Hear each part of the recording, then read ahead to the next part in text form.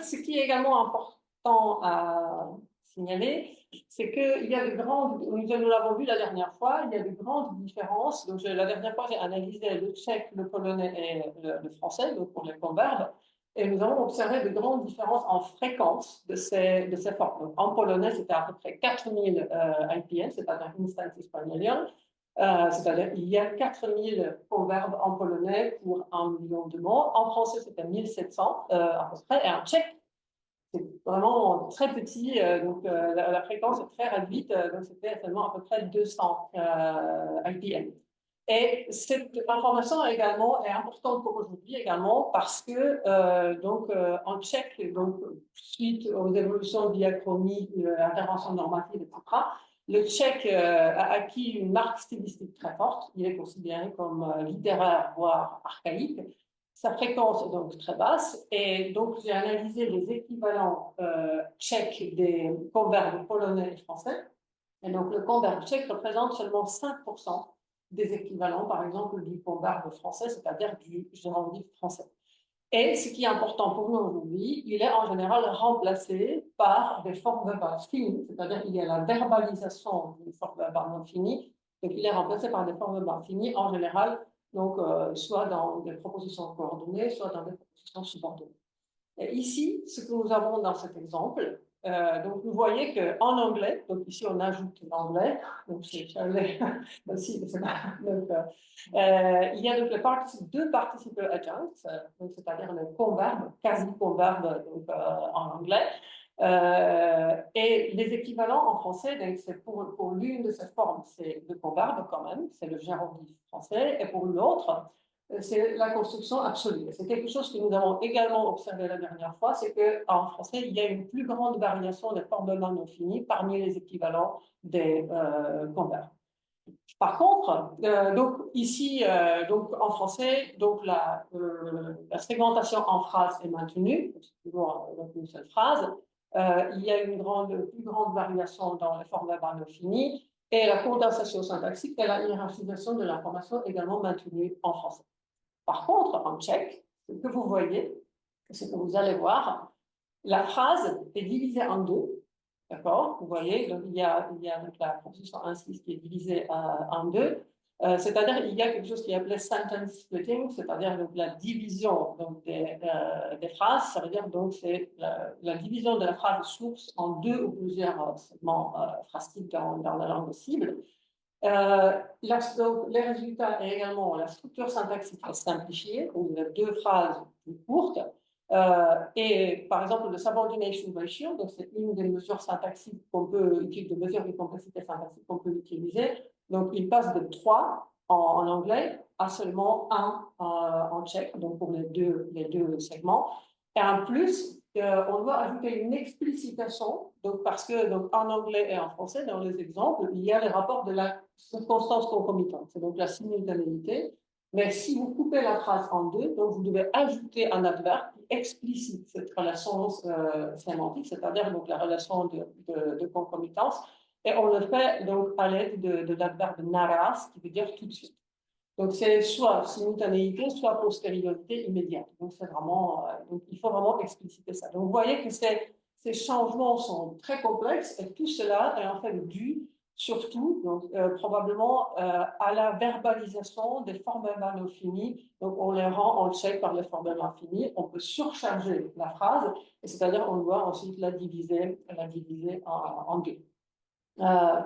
Néanmoins, c'est juste une partie de la médaille, donc sentence splitting, parce qu'il y a également le procédé opposé, c'est-à-dire sentence joining, on pourrait dire fusion de phrases.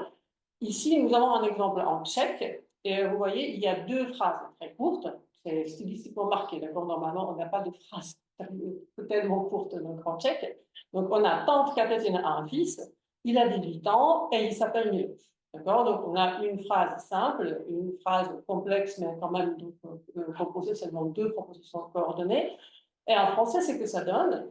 Vous voyez, vous avez une phrase complexe où on ajoute en fait donc, un complément du nom. Donc, ici, donc, cette proposition est rendue par le complément du nom de 18 ans. Et en plus, on ajoute une proposition subordonnée relative, c'est-à-dire il y a une hiérarchisation accrue, d'organisation de l'information accrue en français, contrairement au tchèque. Donc, on a donc, le résultat en français serait quelque chose comme ça dans UDI, dans Universal Dependency.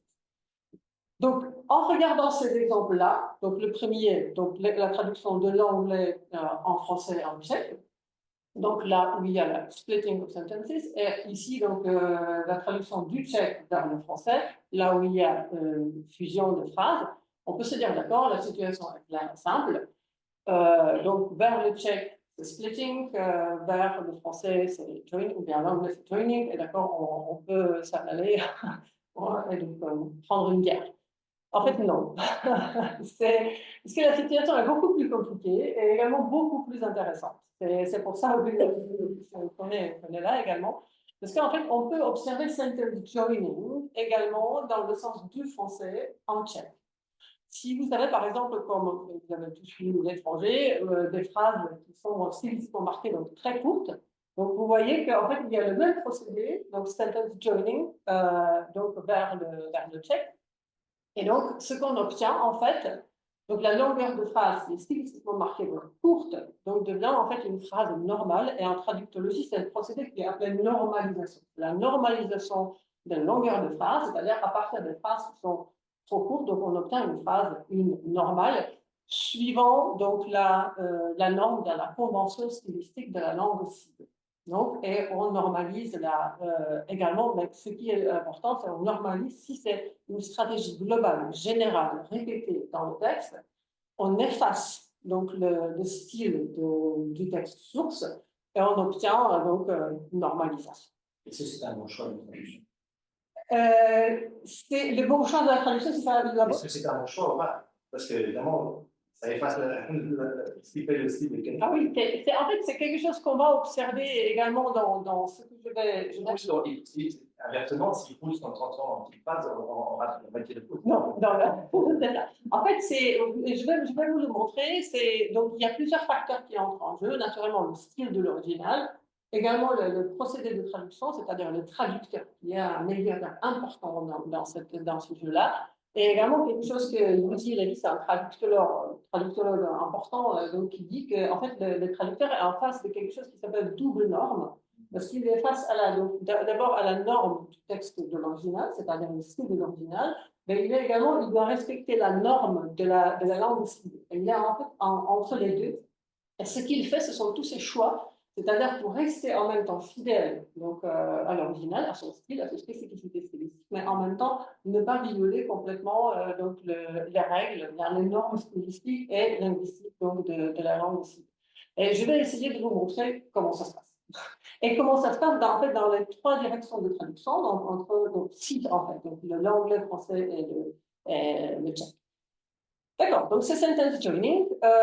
Donc dans cette présentation, j'aimerais bien apporter des réponses à deux questions de recherche spécifiques. D'abord, ce sera plutôt une approche quantitative, c'est-à-dire quelle est la fréquence de ces changements de la segmentation en phrase, c'est-à-dire sentence joining ou sentence splitting, dans les différentes directions de la traduction.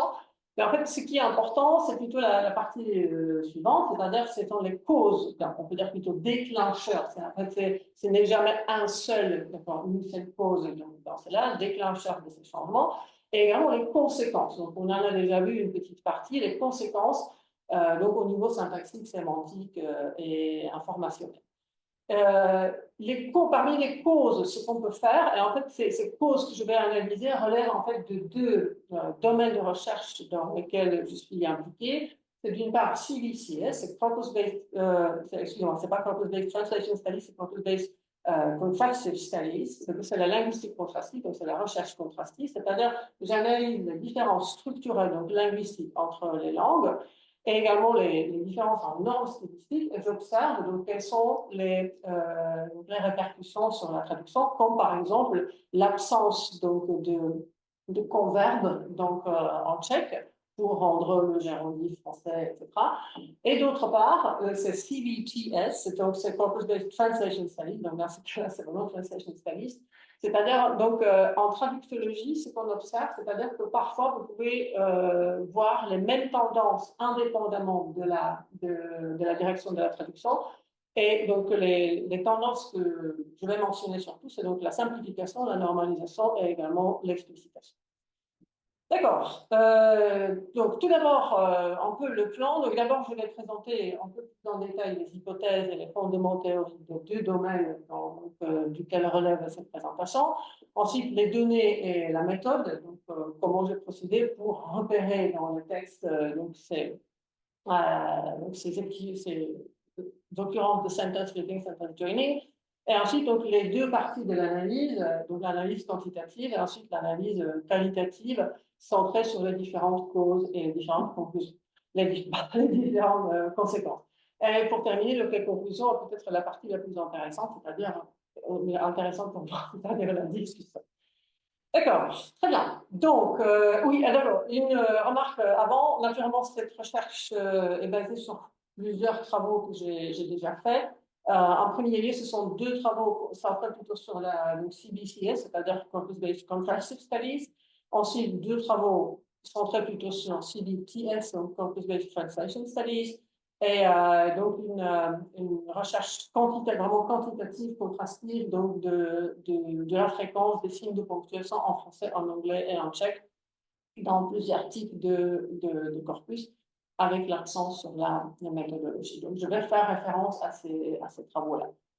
Néanmoins, il y a une piste de recherche en cours, et donc ça, c'est la version la plus récente du corpus multilingue Intercorp, donc je vais utiliser également aujourd'hui, mais je vais utiliser la version précédente, et il y a une version tout à fait nouvelle qui ouvre de nouvelles pistes de recherche dans ce domaine-là, parce que d'une part, elle est annotée en Universal Dependency, c'est-à-dire l'annotation syntaxique, et en plus, on a réussi à y implémenter les mesures de la complexité syntaxique.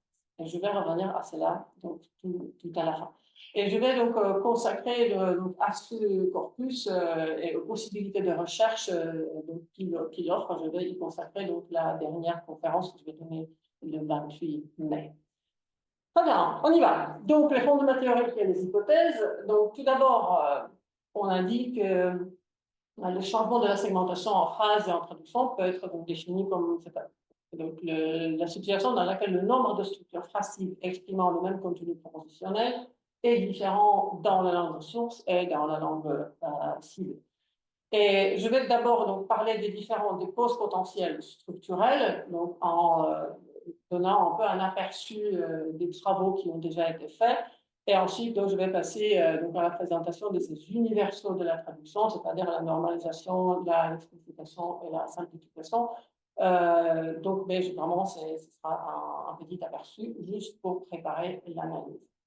D'accord. Donc, d'abord, les différences structurelles. Donc, la première hypothèse qu'on peut faire, c'est-à-dire que les changements en segmentation de phrases, c'est-à-dire sentence splitting, sentence joining, peuvent être dus aux différences structurelles entre la langue de source et la langue cible, et également aux différences en normes stylistiques. Je les mets ensemble parce que parfois, c'est difficile à vraiment séparer les deux. Je les ai mis ensemble. Et donc, on peut dire, donc, se poser la question un peu plus spécifique, c'est-à-dire quelles sont ces différences contrastives qui potentiellement déclenchent ces changements de la segmentation en phrase en français, en tchèque et en anglais. Il y a naturellement ces changements donc, de la segmentation en phrase, a naturellement fait couler déjà beaucoup d'encre. Donc, je ne suis pas la première. Donc, ce sujet a été abordé dans plusieurs domaines de recherche. Naturellement, dans les analyses contrastives, par exemple, Michel Ballard a analysé une nouvelle de Joyce et il a montré qu'il y a une tendance à rendre en français les participle adjuncts anglais par des propositions relatives. Donc, il y a ces changements-là. Il y a d'autres travaux dans ce sens. Il y a également des travaux intéressants, et je vais y revenir un peu plus en détail, dans le domaine de recherche de SDRT, le Segmented Discourse Relation Theory, et donc en utilisant la notion de Information Density. Il y a également pas mal de travaux qui traitent ce sujet pas dans la perspective de la ponctuation, de l'usage de la ponctuation, également en traductiologie. Et aussi, des stylistiques comparées traditionnelles abordent ce sujet-là également. Pour terminer ce sujet, naturellement, donc, les questions de la subordination, coordination, segmentation en phrase, nous relève également de l'analyse typologique de la syntaxe. En ce qui concerne les recherches précédentes, je vais mentionner, donc, comme je l'ai déjà dit, donc, plus en détail les recherches de Fabrik Katté, Fabrice Hansen et Kåre Solskjær, qui ont travaillé sur l'allemand et le norvégien, mais je ne parle pas norvégien. Je vais juste présenter les résultats, mais vous allez voir qu'il y a des affinités entre le norvégien et le tchèque. Donc, elle travaille dans le cadre théorique de la FDRT et donc elle utilise la notion de information density qui est donc, dans un certain sens donc, proche également de syntactic complexity. Et elle définit la information density en tant que function of the amount of information conveyed in the text or discourse on the one hand and the number of sentences, clauses or words contained in the discourse on the other hand. Donc, c'est un peu ça le principe. C'est-à-dire combien d'informations vous êtes capable de faire rentrer dans une phrase.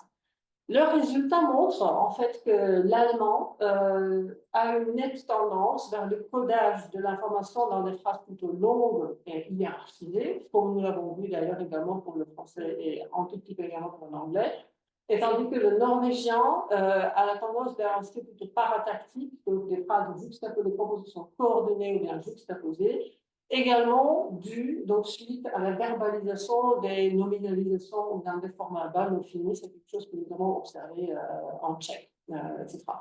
Et Fidushkina-Crave a observé les mêmes tendances en fait dans la traduction du russe vers le norvégien, c'est-à-dire les converbes russes, donc le diévitchastia, sont rendus en norvégien par des verbes finis, des verbes conjugués. Et donc, il y a un peu le même effet comme en tchèque. Ce qui est également intéressant, c'est donc dans ces recherches, ce qui va nous intéresser vraiment en détail, c'est quels sont les déclencheurs que ces auteurs ont donc repérés dans ces analyses. En premier lieu, c'est le degré de l'acceptabilité des modificateurs en zone préverbale. Donc, en tchèque, par exemple, donc, elle constate qu'en allemand, ça va, en anglais, moins, et en norvégien, pas du tout. En tchèque, le tchèque est vraiment plus proche du norvégien, c'est-à-dire les modificateurs donc, en zone préverbale, c'est vraiment très peu fréquent. Ensuite, un autre facteur qui entre en jeu, c'est quelque chose que nous avons déjà mentionné, c'est-à-dire la fréquence des formes verbales finies dans la langue de source et donc dans la langue de cible. C'est encore une fois donc, des participles agents, etc. Et Solskjær a observé vraiment la tendance à l'appelle ça sententialization, donc des formes verbales non finies allemandes en norvégien. C'est-à-dire que non seulement c'est rendu par un verbe fini, mais par un verbe fini dans une proposition indépendante. C'est-à-dire que c'est sentence splitting.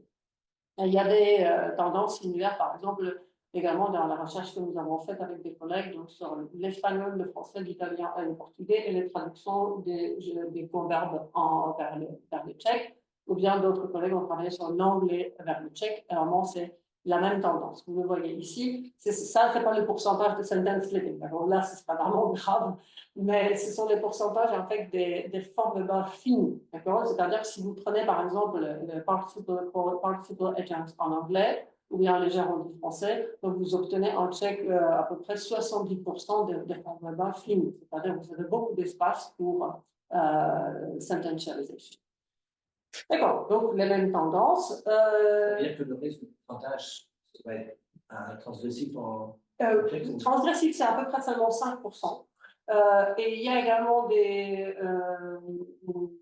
syntagmes prépositionnels avec sourire, etc. Donc, il y a un pourcentage important. Donc, ça, c'est quelque chose que j'ai. Oui, mais 70%, ce sont vraiment les formes verbales finies, avec prédominance des coordinations qui correspondent en fait à la circonstance concomitante. Parce que, comme dans la plupart des cas, donc c'est par exemple, je buvais un cappuccino en regardant la télé, donc vous avez la circonstance concomitante. Bien, j'étais assis dans un restaurant en buvant un cappuccino, vous avez donc juste deux événements qui se passent en même temps. C'est pas le repère, là, on n'est pas le repère temporel pour l'autre, vous avez juste la concomitance. Et pour cela, dans la plupart des langues en Europe, on n'a pas de subordonnance spécifique. D'accord? Je crois qu'il y a en allemand, il y a wobei, mais c'est vraiment. Sinon, on n'a pas de subordonnat. Pour les relations temporelles, si. Quand, lorsque, etc. Mais pour circonstances concomitantes, non. Et donc, l'option qui nous reste, c'est vraiment la coordination de deux verbes finis si vous n'avez pas le point verbe. Donc, j'étais assis et je buvais. D'accord? Donc, vous atterrissez avec ça. Et il y a donc également l'espace pour sentence splitting, comme je l'ai dit. Donc, que nous avons vu également ici. Donc, vous voyez, ici, c'était cried, jumping and pointing. C'est un peu circonstance concomitante, mais qui est rendu en tchèque donc, par deux phrases indépendantes. Et on doit donc expliciter la relation de concomitance. Quels sont donc les déclencheurs potentiels donc, comme j'ai déjà dit, c'est ici. Néanmoins, ce qu'il faut également rappeler, c'est qu'il y a des changements importants qui se passent à l'intérieur de la phrase. Et les recherches, il y a des résultats déjà donc, pour ces recherches également, ce sujet-là. Par exemple, Christelle Cosmet a observé que donc, la coordination en anglais donnée par and, la coordination de deux propositions, est souvent rendue, donc c'est dans 18%, c'est rendu en tchèque en français par une subordination. Donc il y a une tendance donc, à la hiérarchisation de l'information en français. Et Michel Ballard, comme je l'ai déjà dit, donc il y a donc des participle agents en anglais qui sont souvent rendus par des propositions relatives en français. Donc, ce qu'il ne faut pas oublier, c'est-à-dire le sentence splitting, sentence joining, mais il y a également d'importants changements à l'intérieur de la phrase qui peuvent également donc, mener à ces changements à un niveau supérieur. Donc, c'était pour les différences structurelles donc, entre les langues qui peuvent déclencher le sentence splitting, sentence joining. Mais comme je l'ai déjà dit, il y a également des différences en normes stylistiques qui peuvent également être la source donc, de ces changements-là. Et Fabricius Hansen, elle remarque qu'il y a également l'usage de la ponctuation, les différences dans l'usage de la ponctuation qui peut jouer un rôle important également. Elle dit par exemple qu'en anglais, contrairement en norvégien, il y a un more refined use of punctuation, including colon and semicolon. C'est-à-dire que si vous avez deux points et le point à virgule, donc ce sont des signes de ponctuation qui vous permettent de structurer à l'intérieur la phrase. Si vous ne les utilisez pas, donc vous devez utiliser soit la virgule, soit deux. Et la conséquence en traduction, c'est donc d'après Fabricius Hansen, c'est-à-dire English is able to pack discourse information in larger units than Norwegian.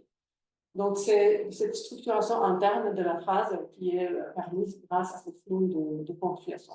Et en fait, nous pouvons nous attendre à quelque chose de similaire dans la traduction de l'anglais et du français vers le tchèque, parce que, donc, d'après les recherches quantitatives en ponctuation que j'ai déjà mentionnées, le tableau est comme ça. Je ne vais pas entrer dans les détails, mais ça vous montre en fait ici donc, la fréquence des 6 signes de ponctuation, donc virgule, point final, deux points, point d'interrogation, point, virgule et point d'exclamation en 3 langues, donc anglais, français, tchèque, dans le corpus de référence. Donc British National Corpus Frontex et SIN, qui est le corpus de référence pour le tchèque, dans les textes littéraires. D'accord? C'est fiction. Et ce qu'on voit ici, c'est qu'il y a une différence très grande, et donc on le voit dans ce graphique, dans la fréquence du point-virgule entre le tchèque et l'anglais et le français. C'est-à-dire en tchèque, donc la fréquence du point-virgule est donc beaucoup moins importante. Ça, c'est important également donc, dans ces différences. Ce qui est donc, démontré également par ce graphique-là, c'est-à-dire, vous voyez ici, ça c'est donc calculé, donc cette différence est calculée, donc c'est statistiquement significative, et on peut le montrer grâce à DIN, c'est Difference Index, et on voit que donc, le DIN, donc, pour la comparaison entre le français et l'anglais, est seulement 4, ça veut dire qu'il n'y a pas vraiment de différence entre l'anglais et le français quant à l'emploi du point-virgule. Mais par contre, donc, le tchèque, l'anglais et le tchèque français, là, il y a une grande différence. C'est-à-dire qu'on peut s'attendre dans la traduction à ce que le manque du point-virgule en tchèque donc, déclenche également des changements de la segmentation en phrase. Donc, on peut préciser la première hypothèse donc, en disant que, donc, suite aux différences structurelles et stylistiques, il y aura donc ces changements-là. Et on peut également s'attendre à ce que sentence splitting soit le plus fréquent dans la traduction vers le tchèque, suite aux différences structurelles, aux différences, par exemple, dans l'usage de la ponctuation. Et par contre, sentence joining serait donc le plus fréquent dans la direction de la traduction opposée.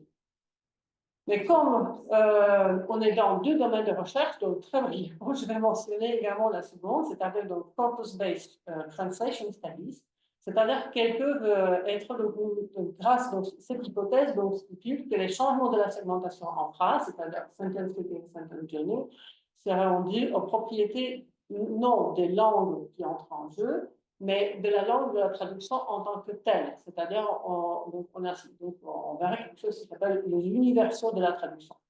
Donc, ces changements seraient présents donc indépendamment de la direction de la traduction.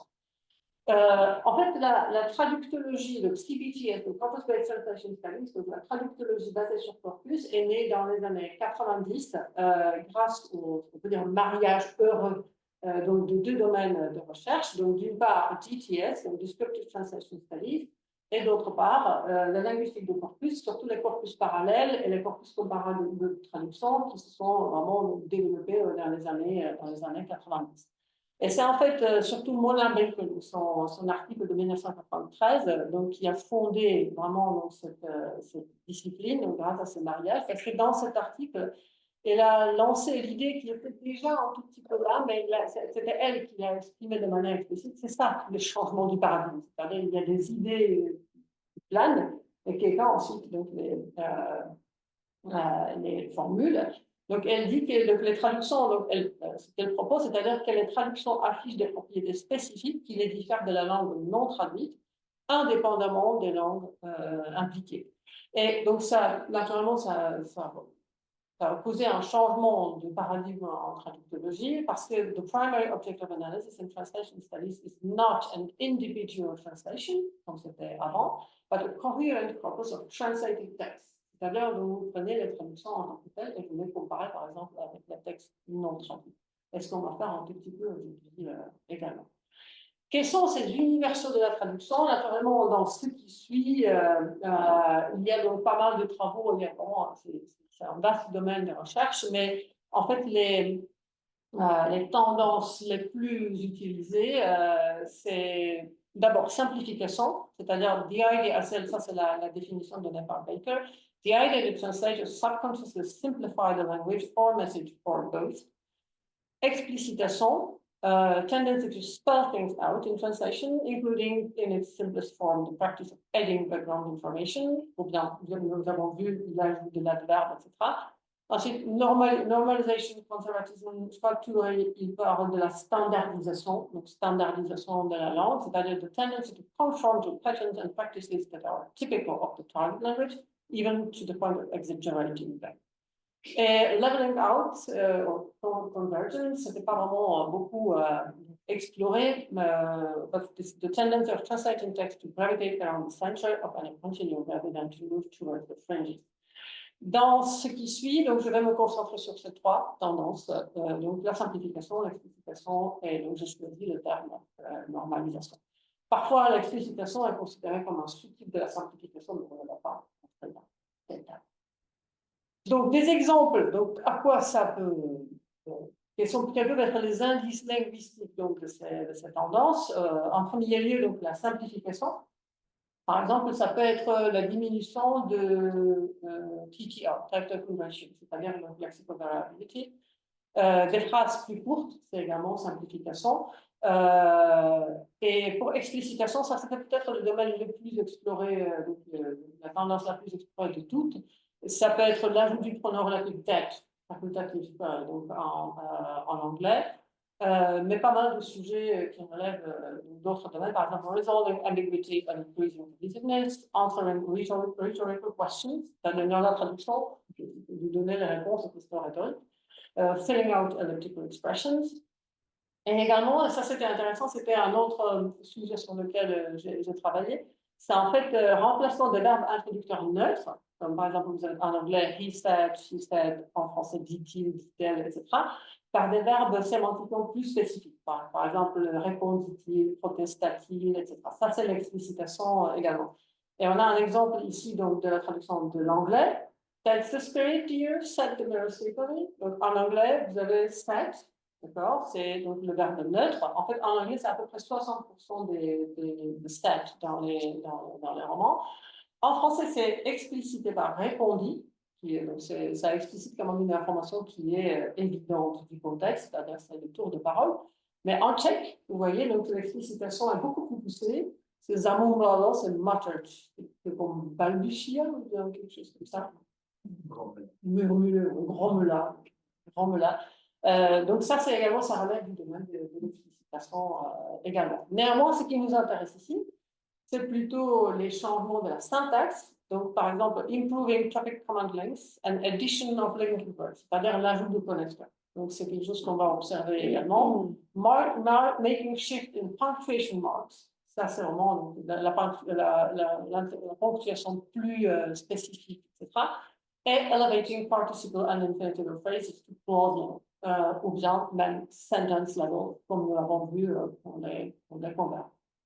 Donc, c'est quelque chose sur quoi on va voir des exemples également.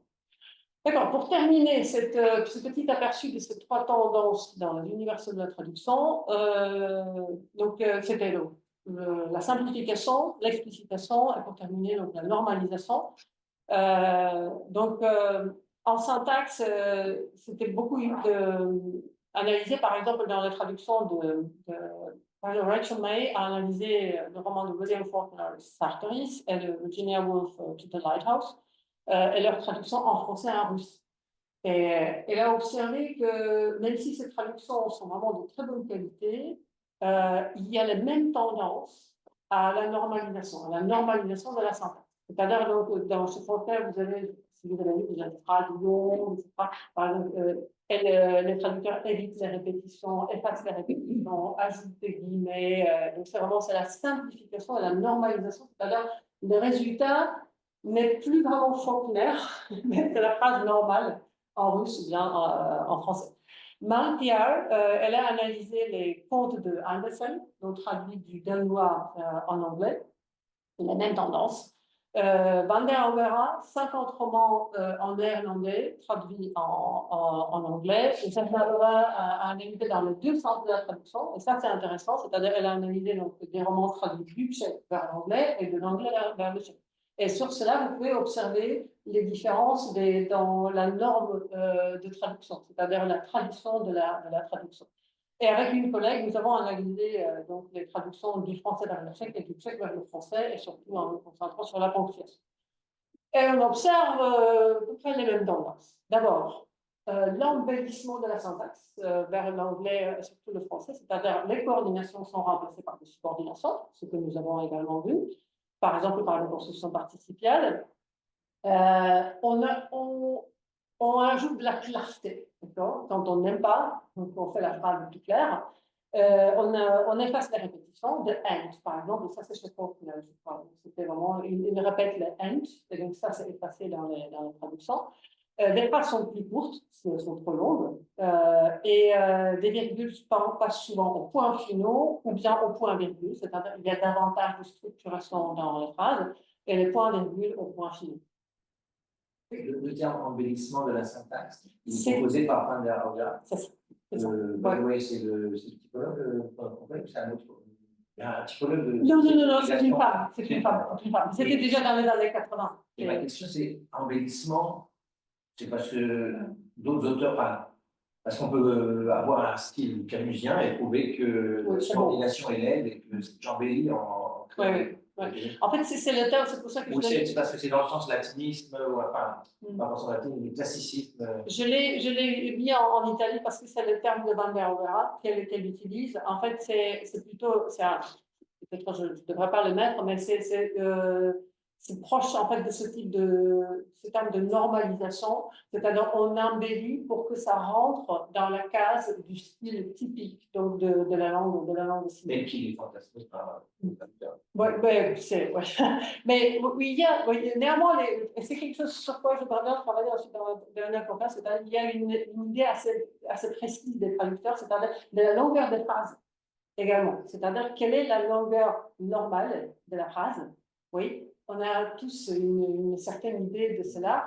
Et c'est ce que le traducteur doit décider. Est-ce que je vais violer ça, d'accord? Ou bien, et donc, tout en regardant le style du texte de l'original, ou bien je vais rentrer dans la phrase. Donc, c'est le terme, donc, la maison. Sinon, les traducteurs sont en général très bien capables de saisir la norme, même si c'est inconsciemment. Parce que, par exemple, si vous prenez le pourcentage la variabilité lexicale des verbes introducteurs, en général, en français, c'est 50%, 50%, 50%, même si naturellement les traducteurs ne comptent pas les verbes. Mais ils savent qu'ici, on a déjà beaucoup trop répété répondre, on a beaucoup trop répété dire, etc.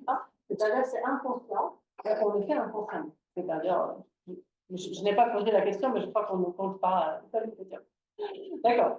Donc, le résultat, c'est donc la normalisation de la syntaxe. Van der Rohe utilise le terme conventionnalisation.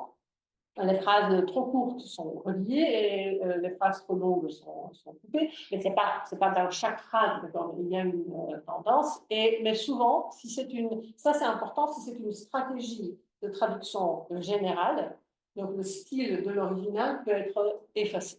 Et ça, c'est important. Mais donc, on peut dire que la normalisation peut être donc également un déclencheur des changements de la segmentation en phrase, c'est-à-dire sentence splitting, sentence joining dans les trois langues. D'accord. Les données et la méthode. Il y aura beaucoup d'images. D'accord. Premièrement, donc, comme j'ai déjà dit, on relève donc de deux domaines, CBTS et CBCS, donc Corpus-Based Translation Studies et Corpus-Based Contrastive Studies, mais ce que ces deux domaines ont en commun, c'est-à-dire c'est le corpus. Et le corpus que je vais utiliser, c'est le corpus multilingue intercorp. Vous savez tous probablement que donc, le corpus parallèle est donc un corpus qui est composé de textes originaux et de textes traduits, qui sont en général alignés le plus souvent au niveau de phrases. Vous avez ici un exemple donc, de cet alignement donc, de l'outil intertexte. Donc, vous voyez, dans ce cas-là, dans ces corpus parallèles, on ne procède pas par phrase, mais on parle plutôt de segments. D'accord? On a un segment, un autre segment. Et en général, vous avez les segments 1 à 1, c'est-à-dire que vous avez une phrase dans un segment, la phrase équivalente dans l'autre segment. Mais parfois, vous avez des segments non one-to-one, c'est-à-dire que vous avez par exemple ici dans l'original, j'ai des tas de copains à l'hôtel, il y a Blaise, Mathieu et ma mère qui les là. Donc, je crois que vous avez entendu le texte. C'est le petit Nicolas. Ouais. Donc, vous avez en français, vous avez une seule phrase, d'accord c'est ça. Et en tchèque, donc la traduction, vous savez, la phrase est coupée en trois phrases. Donc, c'est-à-dire que vous avez 1 vers 3, c'est-à-dire que c'est non one-to-one segment parce que vous avez en fait 1 vers 3. Mais on peut avoir 2 vers 3, 3 vers 1, mais cela, c'est non one-to-one. Et c'est là qui m'a permis ensuite donc, de repérer les changements de la segmentation en phrase. Donc, le corpus est donc le corpus intercorp qui est accessible en ligne juste après registration. Donc, dans sa version la plus récente, il contient 62 langues, 5,3 milliards de mots. Et dans sa version 13 et dans sa version 16, il est également disponible avec la notation en UDI, donc Universal Dependencies. Et dans la version 16 UDI, donc on a réussi également à implémenter 7 mesures de la complexité syntaxique et une mesure de la variabilité lexicale. Donc il y a sentence length, subordination ratio, maximum tree depth et d'autres. C'est ce dont je vais parler donc, pendant la dernière. Ça, c'est les corpus parallèles ou pas? Ça, c'est corpus parallèle. C'est ça. Donc c'est le corpus parallèle. C'est ça. Vous avez donc, les traductions. Naturellement, ça ne veut pas dire que pour chaque texte, vous avez les équivalents, les textes équivalents dans les 62 langues. Non. Il y a un corps commun, d'accord, mais il faut à chaque fois choisir, donc si vous choisissez par exemple entre l'anglais et le français, bien sûr, ça va être très bien, entre l'anglais, le français, l'anglais, l'espagnol, l'anglais, le tchèque, etc. Et il y a des intersections. C'est quelque chose donc, de quoi je vais parler également dans un instant.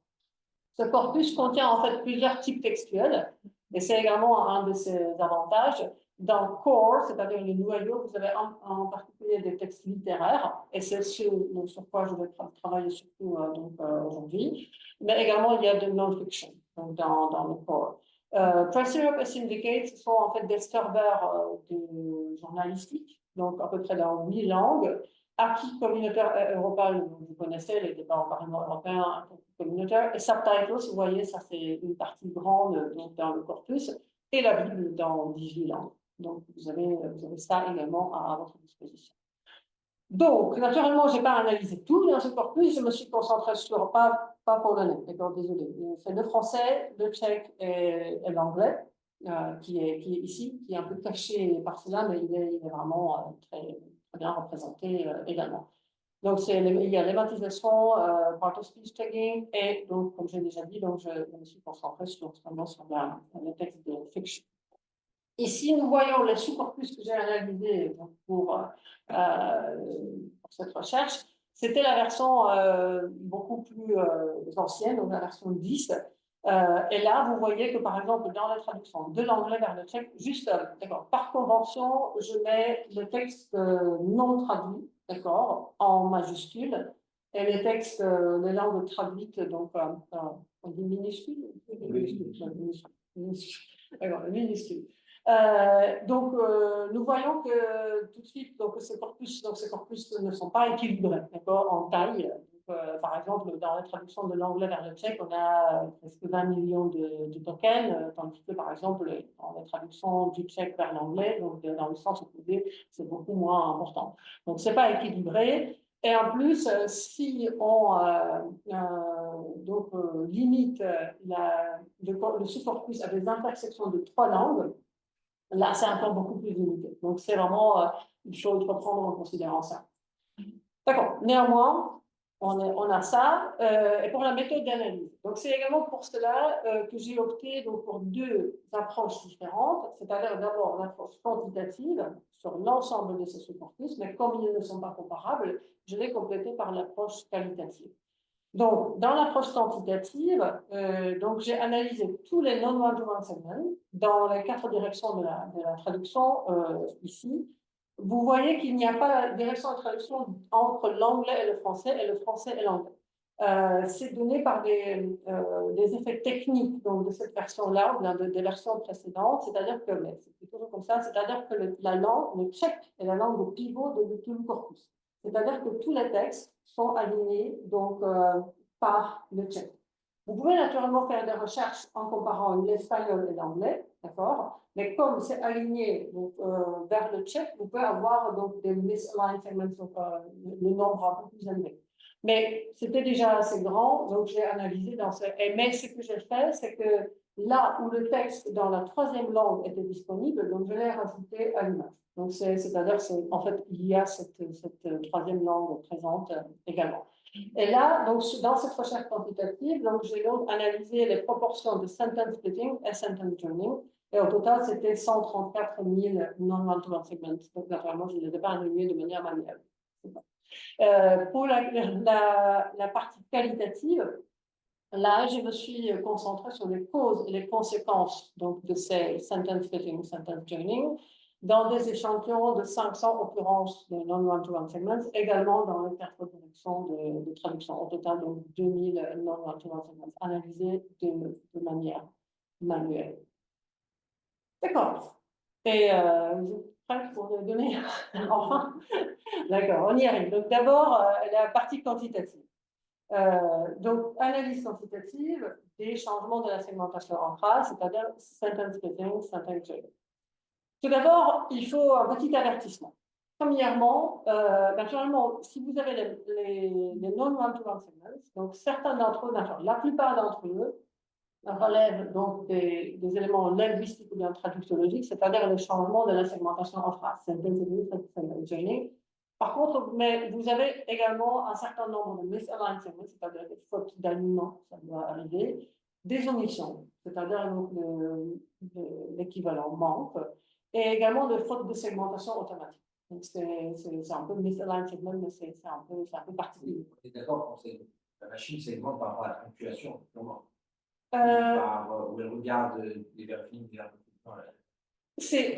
En fait, donc l'alignement se fait de manière automatique. Je passe par Runeline, donc c'est cet outil-là, qui est basé d'une part sur la ponctuation, mais c'est un peu plus complexe parce qu'il repère également, par exemple, les noms propres.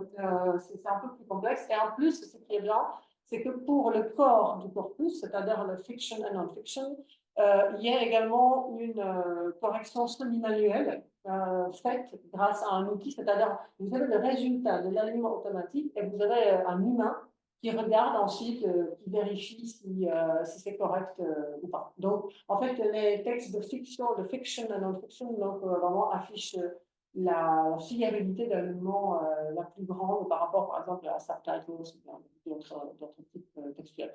Néanmoins, mais quand même, il y a à peu près 92% des non-aligned segments qui vraiment relèvent des changements de la segmentation en phrase.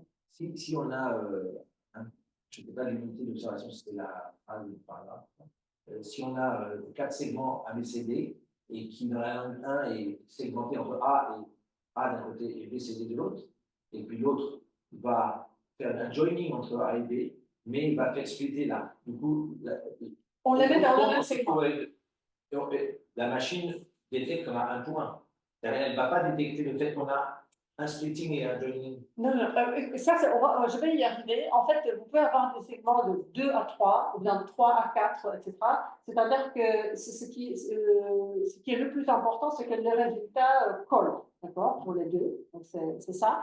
Mais vous avez raison, c'est une bonne question. Je vais y arriver maintenant dans le tableau, donc je vais répondre à la question. Sinon, il y a également un autre problème, c'est-à-dire que vous avez des outils différents pour la segmentation en phrases. Et parfois, dans certains textes, donc le point-virgule était considéré comme ici, donc en tchèque, comme la frontière du segment, donc de la phrase, et ici, non. Donc, on a également ce type de problème technique, en fait, donc, qui ensuite, de manière fausse, crée un non-alignment segment, mais c'est un pourcentage assez réduit. Néanmoins, dans l'analyse manuelle, je l'ai donc effacé naturellement parce que ça ne relève pas de quelque chose de linguistique. Néanmoins, il y a des cas un peu frontières dans la zone grise parce que ici, vous avez par exemple, ça relève des conventions typographiques également donc, dans les différentes langues. Donc, si ici, vous avez donc point d'exclamation plus minuscule, donc la machine donc, va dire d'accord, c'est une seule phrase. Tandis qu'en français, en fait, c'est le même contenu propositionnel, mais on a deux phrases. Mais ça, c'est quelque chose que j'ai maintenu dans l'analyse parce que je crois que quand même, ça peut être important. D'accord. Et oui, la dernière, donc ça, c'est peut-être la réponse à ta question, c'est qu'on peut avoir des cas où il y a splitting et joining en même temps. D'accord. Et c'est-à-dire qu'ici, vous avez, donc en anglais, vous avez deux phrases. D'accord. Et donc à la frontière avec but, d'accord, donc là où il y a le connecteur, les deux traducteurs, donc tchèque, mais également français, ont décidé de relier les deux phrases. On va y arriver à la fin de cette présentation parce que ça, c'est vraiment une tendance vraiment générale dans la traduction, c'est-à-dire que si les traducteurs introduisent dans toutes les directions de la traduction, s'ils introduisent sentence splitting ou sentence joining, c'est souvent à la frontière avec les connecteurs BAT ou bien et également. Donc c'est ça, parce que ça, en fait, ça entraîne, on va le voir, ça entraîne le moins de conséquences au niveau syntaxique. Parce que si vous coupez au niveau de la subordination, là, il faut donc ajuster la phrase, etc. Tandis qu'ici, c'est facile, d'accord? Donc, et dans les deux sens. Ici, c'est sentence joining, mais ils le font également pour sentence splitting. Par contre, les deux traducteurs, comme ils ont relié ici, ils ont séparé ici. D'accord. Donc, devant, donc ils ont devant le converbe, les équivalents de converbe. Et le résultat est le même en tchèque et en français, c'est-à-dire c'est la verbalisation de converbe anglais. Donc, vous voyez, même tendance dans les langues qui sont typologiquement différentes. D'accord, donc ça, c'est syntaxe. Dans les statistiques, ça va être compté comme une instance de splitting et de joining ou ça va être compensé. D'accord, vous voyez, donc ce tableau donc, vous montre en fait les fréquences absolues et la fréquence relative de sentence splitting, sentence joining et splitting joining en même temps. C'est-à-dire si vous avez les deux processus en même temps, parce que ce ne serait pas possible de les compter deux fois, mais vous avez un même segment. Dans les 4 directions de la traduction, donc de l'anglais vers le tchèque, du tchèque vers l'anglais, du français vers le tchèque et du tchèque vers le français. Pour chaque segment, donc je montre la fréquence absolue du nombre de segments donc, qui sont indiqués, c'est-à-dire pour l'anglais, de l'anglais vers le tchèque, ce nombre de splitting, et j'indique le pourcentage de l'ensemble de non-one-to-one segments dans ce sous-corpus. C'est-à-dire que vous avez l'ensemble de non-one-to-one segments dans ce sous-corpus de traduction de l'anglais vers le tchèque, mais également pour vous donner une perspective donc de l'ensemble de tous les alignements, c'est-à-dire de tous les segments dans ce sous-corpus. Et donc, vous voyez que c'est indiqué pour toutes les combinaisons. Ce que ça nous montre, en fait, c'est que l'hypothèse 1.1, d'accord, c'est-à-dire elle est en partie confirmée, c'est-à-dire que vous voyez que le pourcentage des sentence splitting, d'accord, est toujours plus grand dans les traductions vers le tchèque, d'accord, de l'anglais vers le tchèque et du français vers le tchèque, c'est à peu près 60%. Tandis que le pourcentage de sentence joining est toujours plus grand dans le sens dans la direction de traduction opposée, c'est-à-dire à peu près 50%, bien 60% dans la traduction du tchèque vers l'anglais et du tchèque vers le français. Néanmoins, et ça c'est important pour le CVTS, donc la traductologie, c'est-à-dire que vous pouvez observer que le pourcentage des changements qui vont contre cette tendance, c'est-à-dire joining dans la traduction de l'anglais vers le tchèque ou bien splitting dans la traduction du tchèque vers l'anglais, est néanmoins assez important. Ça peut être 35, même 40% de non-one-to-one segments. Et ça, la question qui se pose, c'est quelle est la cause de ces changements? Et est-ce que ça peut relever donc de l'influence des universaux de la traduction? Et c'est quelque chose qu'on va voir maintenant. Donc ici, vous avez les chiffres. Mais avant de passer donc, à ces causes et conséquences, c'est intéressant de se poser également une autre question, c'est-à-dire que si vous regardez en fait le pourcentage de tous les non-one-to-one segments, d'accord, vous voyez que en fait dans les traductions du tchèque vers l'anglais et du tchèque vers le français, c'est-à-dire à partir du tchèque, le pourcentage est plus élevé que dans les traductions vers le tchèque. Ce qui pourrait indiquer qu'en fait, les traducteurs tchèques sont plus respectueux de la frontière de sentence boundary, de la frontière, ce qui se passe à l'intérieur de la phrase, on n'en sait rien, d'accord? Mais vraiment, sentence boundaries, il semble que donc, les traducteurs tchèques sont plus respectueux de cela, c'est-à-dire dans la traduction vers le tchèque. Et la question qu'on peut se poser, c'est pourquoi? Et en traductologie, on peut trouver une hypothèse, une ébauche d'explication. C'est en fait quelque chose qui est appelé le système mondial de la traduction. Ça sent un peu théorie du complot, mais non, c'est pas ça. C'est vraiment basé sur des recherches solides en traductologie. Parce qu'en fait, les traductologues ont analysé la position des différentes langues et des cultures cibles dans le système mondial de la traduction, et cette position est en fait donnée par la proportion de traductions qui sont faites à partir de cette langue-là. Je vais l'expliquer. Par exemple, l'anglais occupe la position hyper centrale parce que à peu près 55 jusqu'à 60% de toutes les traductions du monde entier sont faites à partir de l'anglais. Donc, c'est la position hyper centrale.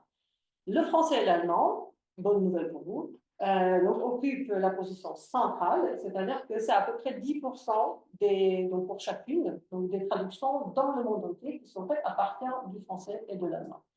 Et le tchèque donc, occupe la position périphérique, c'est-à-dire que c'est moins de 1% de traductions dans le monde entier qui se font à partir du tchèque. Et quelle est la conséquence également, c'est qu'en fait, cette position donc, est en fait en relation de proportionnalité inverse avec la proportion des traductions sur le marché du livre de cette culture bien langue. C'est-à-dire que plus on traduit à partir de votre langue, moins vous traduisez vers votre langue. D'accord? Par exemple, en Grande-Bretagne et dans les États-Unis, il y a seulement à peu près 2 ou 3% de traduction sur le marché du livre. En France et en Allemagne, c'est à peu près 12-18%. Et en République tchèque, en Grèce, dans des pays scandinaves, c'est plus de 30%. C'est-à-dire la traduction occupe vraiment une partie importante. Et on y fait attention. C'est-à-dire que les traducteurs sont invités à des foires du livre, ils parlent à la radio des livres qu'ils ont traduits, leurs noms sont affichés sur le livre. Il y a même des prix et des anti-prix, d'accord, les prix pour les meilleures traductions de l'année.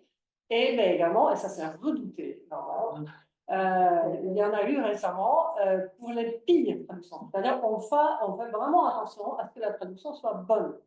Et il y a une longue tradition également de la traduction, parce que par exemple, la littérature et la langue tchèque, au XIXe siècle, s'est formée dans une grande partie à partir de traductions. Par exemple, Atala de Chateaubriand, etc. On s'est entraîné à améliorer la langue en traduisant. Et quelle est la conséquence pour nous?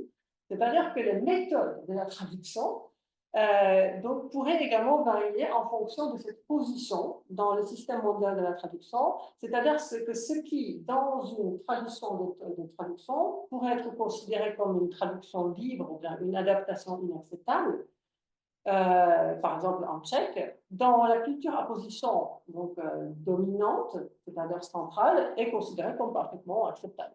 D'accord? Ça veut dire, et ça pourrait expliquer cette différence entre le nombre de non-one-to-one segments dans les traductions vers l'anglais et vers le tchèque, qui sont en position centrale ou bien hypercentrale, et le nombre moins élevé dans les traductions vers le tchèque, qui est en position périphérique. Et en fait, c'était observé également par Van der Auwera entre le néerlandais et l'anglais. Et Van der Auwera, elle dit